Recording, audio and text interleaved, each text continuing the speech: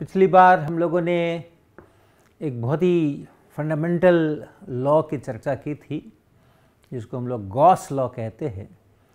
और वो Gauss law electric field को और जिन चार्जेस के द्वारा वो इलेक्ट्रिक फील्ड पैदा हुआ है उस चार्जेस को रिलेट करता है।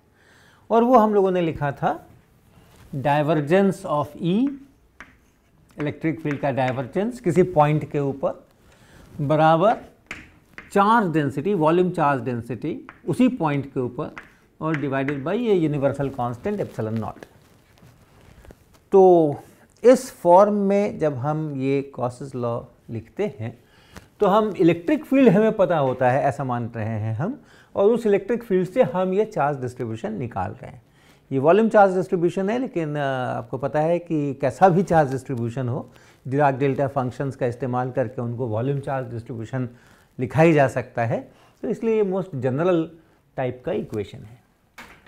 और ये डाइवर्जेंस ऑफ ई क्या है, ये हमने इसकी भी चर्चा की थी कि अगर किसी पॉइंट पर हमें ये डाइवर्जेंस ऑफ ई चाहिए तो उस पॉइंट के अराउंड हम एक क्लोज्ड सरफेस बनाएंगे, एक वॉल्यूम बनाएंगे जिसके अंदर वो पॉइंट रहे, और उस वॉल्यूम का जो सरफेस है जिसके अंदर ये पॉइंट है उस सरफेस पर हम ये सरफेस इंटीग्रेशन करेंगे ई डॉट डी ए, यानी उसके सरफेस के ऊपर हम एक और छोटा हिस्सा ले करके और वहाँ पर क्या इलेक्ट्रिक फील्ड है, वहाँ क्या डी ए वेक्टर है, यानी एरिया और फिर आउटवर्ड नॉर्मल की तरफ डायरेक्शन, ये डी ए वेक्टर है, इलेक्ट्रिक फील्ड इस पॉइंट पर क्या है, उनका डॉट प्रोडक्ट लेना और पूरे सरफेस पर उसको इंटीग्रेट करना, उसको जोड़ना। हम लोग सर्कल यहाँ पर डालते हैं क्लोज सरफेस बताने के लिए, और इसको भाग लगाते हैं उस वॉल्यूम से।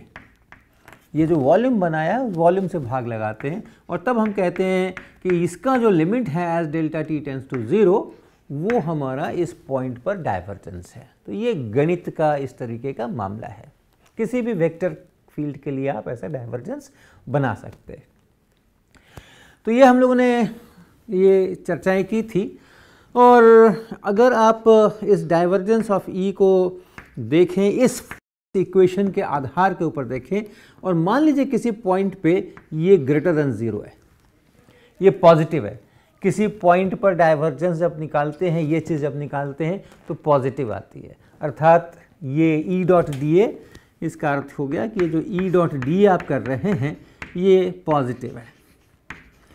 और कितना भी छोटा वॉल्यूम ले लें, उस पॉइंट के अराउंड कितना भी छोटा वॉल्यूम ले लें तो वो पॉजिटिव ही हमेशा रह रहा है। तो ऐसा कब होगा? ऐसा तब होगा जबकि जो फील्ड है, देखिए यहाँ एक इलेक्ट्रिक फील्ड है और एक डीए है, और इनका ये डॉट प्रोडक्ट है, और इसको पॉजिटिव होना है, और हर जगह पॉजिटिव होना है, क्योंकि कितना भी छोटा लेना है, एक जगह पॉजिटिव है एक जगह नेगेटिव है, वैसा करके अगर वो बन रहा होता तो वैसी हालत में किसी के लिए ज़रूर हो सकता था, लेकिन हर एक छोटे से छोटे में आप चले जाएं तो भी वो पॉजिटिव ही मिलना है, तो हर जगह पॉजिटिव है। और वैसा होने का अर्थ है कि इसके बीच का जो ये एंगल है, इस एंगल को एक्यूट एंगल होना पड़ेगा, और एसेंशियली ये इसके बराबर है, रो के बराबर है डाइवर्जेंस ऑफ ई। तो इसका अर्थ ये हो रहा है कि रो इज पॉजिटिव, वहाँ कुछ ना कुछ पॉजिटिव चार्ज है, उस पॉइंट पर कोई पॉजिटिव चार्ज डेंसिटी ज़रूर है।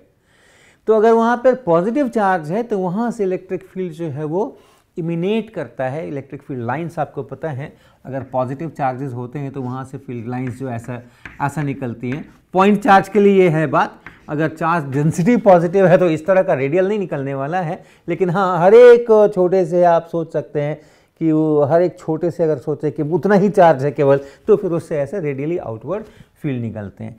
तो इसका अर्थ ये हो गया डाइवर्जेंस ऑफ ई अगर ग्रेटर है कि उस पॉइंट पर एक सोर्स है फील्ड का, इलेक्ट्रिक फील्ड का, जहाँ से कि बाहर की तरफ फील्ड निकल रहा है। तो इसी प्रकार से अगर डाइवर्जेंस ऑफ ई नेगेटिव हो जाए तो उसका मतलब है कि वहाँ पे जो रो है वो नेगेटिव है, और रो नेगेटिव होने का अर्थ है अगर कोई पॉजिटिव चार्ज नहीं हो के नेगेटिव चार्ज हो तो फील्ड उसकी तरफ ऐसा इलेक्ट्रिक फील्ड लाइन से आप सब परिचित हैं, ऐसे अगर नेगेटिव चार्ज कोई है तो फील्ड उसकी तरफ ऐसा जाता हुआ लगता है। हालांकि ये स्टैटिक फील्ड है, कुछ जा आ नहीं रहा है, लेकिन फिर भी उसके डायरेक्शन को बताने के लिए अगर हम एरो लगा दें तो ऐसे नज़र आता है कि हाँ ये सब इसके अंदर में घुस रहे हैं। तो आप इसको कह सकते हैं कि ये सोर्स है और ये सिंक है। ये सोर्स है जहाँ से पैदा कर रहे हैं और ये सिंक है जिसके अंदर में ये सारे घुस रहे हैं। याद रखिएगा इलेक्ट्रोस्टैटिक्स की बात कर रहे हैं अभी हम, और कभी भी कुछ जा आ नहीं रहा है, लेकिन हाँ चित्र ऐसा नज़र आता है। तो ये डाइवर्जेंस की बात है, positive divergence, negative divergence, zero divergence. Zero अगर है, अगर डाइवर्जेंस ऑफ ई कहीं पर जीरो है तो इसका मतलब है कि उस जगह पे रो इज जीरो, कोई चार्ज डेंसिटी वहाँ पे नहीं है। वो जो पॉइंट है उस पॉइंट पर कोई चार्ज डेंसिटी नहीं है, चार्ज फ्री है। तो ये इनके अर्थ हैं। तो हम लोग एक प्रॉब्लम करते हैं जिसमें कि हम लोग एक फील्ड लेते हैं और वो फील्ड मान लीजिए हमारा दिया हुआ है the electric field in a region. Region मतलब जगह, रीजन मतलब जगह। तो हमारे पूरे स्पेस के अंदर में कोई एक जगह है, एक कोई वॉल्यूम है, उसमें इलेक्ट्रिक फील्ड की बात कर रहे हैं। उसके बाहर क्या है वो उसकी बात नहीं कर रहे। तो the electric field in a region is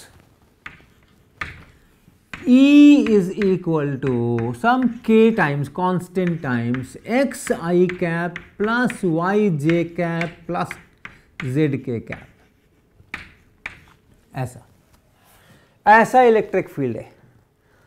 और इसकी अगर आप ज्योमेट्री सोचिए कि ये किस तरह का इलेक्ट्रिक फील्ड दिखेगा, ऐसा अगर इलेक्ट्रिक फील्ड है तो कैसा दिखेगा, तो आप तो देखो एक्स आई कैप, वाई जे कैप, जेड के कैप, इसको अगर आप देखते हैं तो ये पोजीशन वेक्टर है, उस पॉइंट का पोजीशन वेक्टर है। कोई पॉइंट अगर जिस पॉइंट पर ये इलेक्ट्रिक फील्ड हम बात कर रहे हैं, एक्स वाई जेड उसके अगर कोऑर्डिनेट्स हैं, कार्टेशियन कोऑर्डिनेट्स हैं, तो एक्स आई कैप प्लस वाई जे कैप प्लस जेड के कैप ये है वो वेक्टर।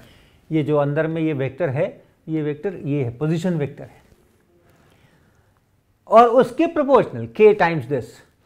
तो यानी किसी भी पॉइंट पर आप देखें तो फील्ड का डायरेक्शन रेडियली आउटवर्ड ऐसा है, इस तरफ को है। यहां अगर देखेंगे तो इस तरफ को है, यहां अगर देखेंगे इस तरफ को है, यहां अगर देखेंगे तो इस तरफ को है, इस तरफ को है, ऐसा।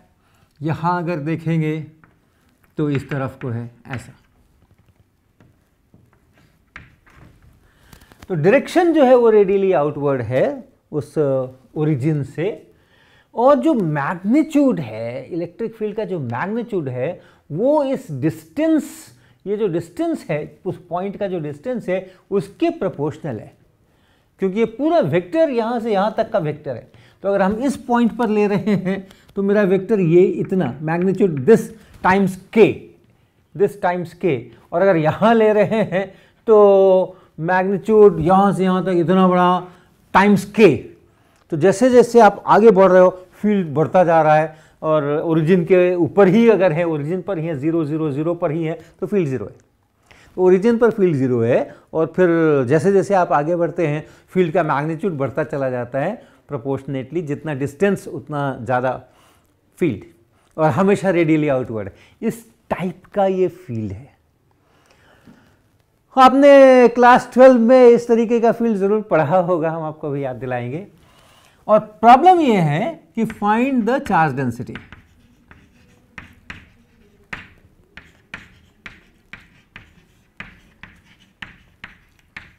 इन दैट रीजन, जहां की हम बात कर रहे हैं, जिस दूरी की, जिस वॉल्यूम की, जिस स्पेस के जिस हिस्से की बात कर रहे हैं, उसके अंदर क्या चार्ज डेंसिटी है जिसके कारण से ऐसा फील्ड प्रोड्यूस हो सकता है। ये मेरा प्रॉब्लम होगा। तो हम क्या करेंगे, हम डाइवर्जेंस ऑफ ई कैलकुलेट करेंगे और हमें ये मिल जाएगा।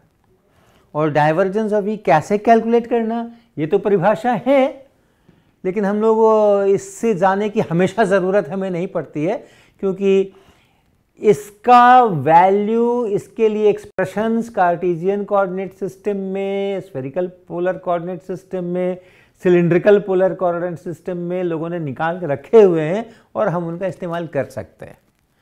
तो तीनों एक्सप्रेशंस मैं यहाँ पे लिख देता हूँ। हमें तो अभी एक ही चाहिएगा क्योंकि कार्टेशियन में चीज़ें दी हुई है, लेकिन फिर भी हम तीनों लिख देते हैं। तो जो कार्टेशियन कोऑर्डिनेट सिस्टम है उसके अंदर में डाइवर्जेंस ई को अगर आप लिखेंगे तो उसको आप लिखते हैं del E x del x plus del E y del y plus del E z del z. और अगर स्फेरिकल में लिखते हैं तो यही चीज़ क्या हो जाती है, यही चीज़ हो जाती है 1/r square del del r और आर स्क्वायर ई आर ऐसा, प्लस 1/r साइन थीटा और डेल डेल थीटा और फिर यहाँ पे sine theta into E theta और प्लस 1/r साइन थीटा और डेल डेल फाई और del E phi del phi ऐसा। क्या है ये अगर हम स्फेरिकल पोलर कोऑर्डिनेट्स का इस्तेमाल कर रहे हैं तो हमारे जो एक्स वाई जेड एक्सेस हैं, हमने इसकी चर्चा की थी, उन्हीं एक्स वाई जेड एक्सेस को हम इस्तेमाल करेंगे। और कोई पॉइंट अगर स्पेस में कहीं पर कोई पॉइंट है तो उसकी ओरिजिन से जो दूरी है वो आर है, वो आर है। ये जो आर सारे दिख रहे हैं, इतने सारे आर दिख रहे हैं, और जेड एक्सिस से उस पोजीशन वेक्टर का जो एंगल है वो थीटा है। ये जो थीटा आपको दिख रहे हैं ये वो थीटा है। फाई निकालने के लिए आप यहाँ से ये वो जो ओ जेड है और ये ओ पी है, इस वाले प्लेन को देखिएगा, इस वाले प्लेन को देखिएगा। और ये प्लेन जो है, जो जेड ओ पी, ये वाला जो प्लेन है, ये एक्स वाई प्लेन को जहाँ कट कर रहा है तो उसके बीच का ये एंगल, ये यहाँ से फाई, अर्थात यहाँ से आप एक परपेंडिकुलर ड्रॉप कर दीजिए एक्स वाई प्लेन के ऊपर, वो फाई है। तो ऐसा अगर आर थीटा फाई में आप काम कर रहे हैं तो फिर ये एक्सप्रेशन है। सिलिंड्रिकल पोलर कोऑर्डिनेट में अगर आप काम करते हैं तो उसकी मैंने अभी बहुत चर्चा नहीं की है, लेकिन मैं एक्सप्रेशन लिख देता हूँ, जब कभी इस्तेमाल होगा तो मैं इसके सिंबल्स की चर्चा करूँगा। 1/s डेल डेल एस और s टाइम्स ए एस ऐसा, plus 1/s del A phi del phi और plus del A Z del Z. यहाँ जो हमारे तीन कोऑर्डिनेट्स होते हैं वो हम एस, फाई और जेड, ऐसे ये तीन कोऑर्डिनेट्स हम लिखते हैं। ये सिंबल्स भी अलग अलग लोग अलग अलग ढंग से इस्तेमाल करते हैं। जेड सभी लोग इस्तेमाल करते हैं, फाई अमूमन लोग इस्तेमाल करते हैं। इसकी जगह पे कई सारे लोग रो का इस्तेमाल करते हैं, लेकिन रो चूँकि हम लोग बार बार चार्ज डेंसिटी के लिए लिखने वाले हैं तो हम एस का इस्तेमाल करेंगे। जो सबसे प्रसिद्ध, बहुत प्रसिद्ध किताब ग्रिफिथ्स है वो भी एस का ही इस्तेमाल करते हैं, तो हमारी पसंदीदा किताब भी है वो। तो ये इस तरीके से कोऑर्डिनेट्स होते हैं। तो ऐसा, तो हम अपने प्रॉब्लम पे वापस आएँ। हम लोग अभी कार्टेशियन कोऑर्डिनेट्स का इस्तेमाल करेंगे।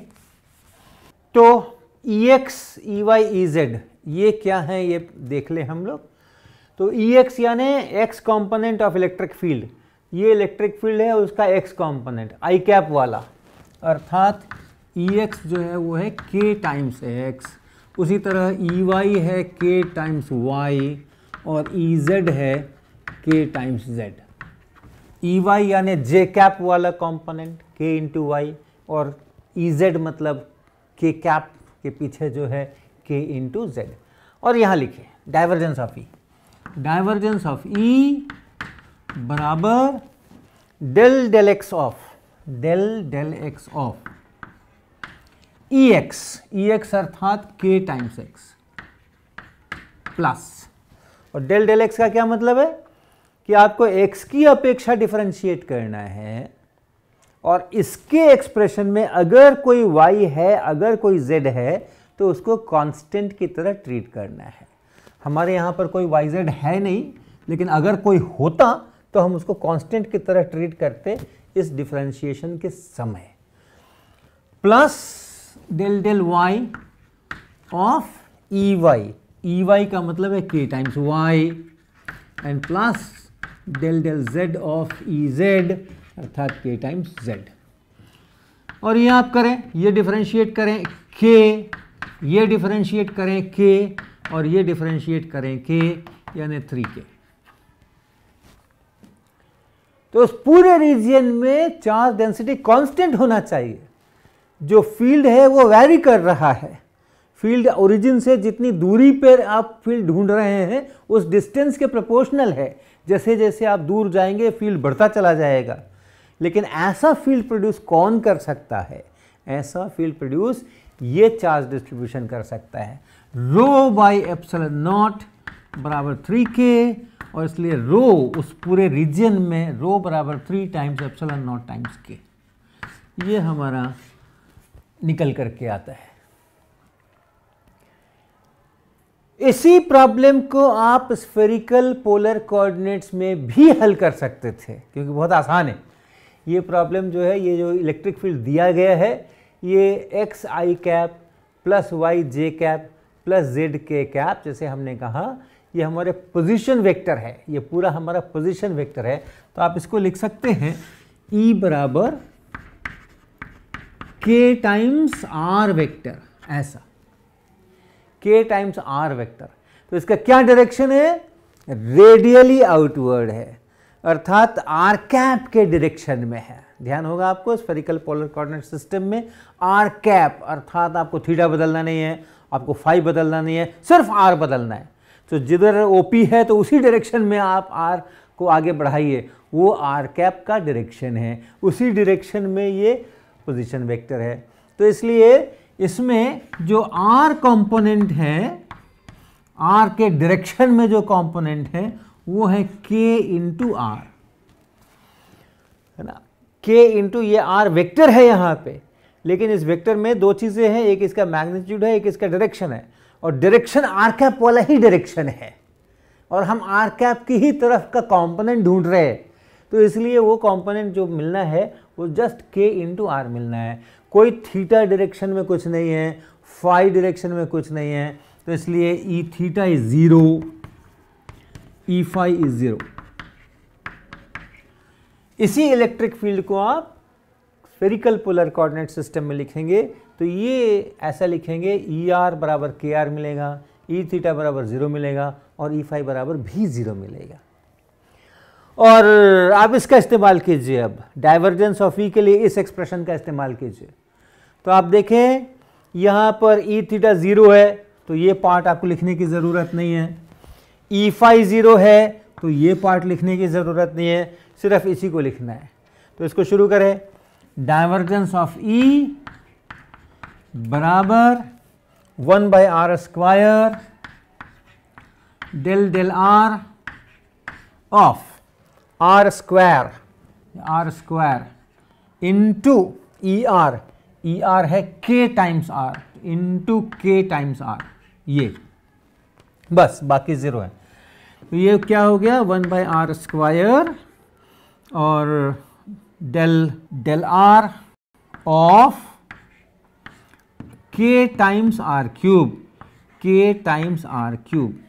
k कांस्टेंट है, आप बाहर लिख सकते हैं k बाई आर स्क्वायर, और उसके बाद बचा आर क्यूब को डिफरेंशिएट करना है आर की अपेक्षा, और वो आर क्यूब को जब डिफरेंशिएट करेंगे आर की अपेक्षा तो बनेगा 3r स्क्वायर।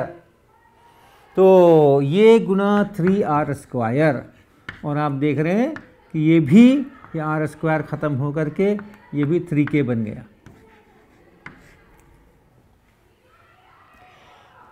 तो डाइवर्जेंस ऑफ ई बराबर 3k हमने यहाँ भी लाया था, डाइवर्जेंस ऑफ ई बराबर 3k हमने यहाँ भी लाया। कोऑर्डिनेट सिस्टम्स मैंने अलग अलग इस्तेमाल किए हैं, मगर डाइवर्जेंस वही है, क्योंकि डाइवर्जेंस की परिभाषा वही है, integration E dot d A divided by delta tau and tau delta tau going to 0, वो चीज़ वही है। उसी के लिए ये भी एक्सप्रेशन है, उसी के लिए ये भी एक्सप्रेशन है। तो यहाँ से भी आपका रो जो है वो 3 times epsilon not into k। अब ये कब आया था आपके स्टडीज़ में इस प्रकार का डिस्ट्रीब्यूशन?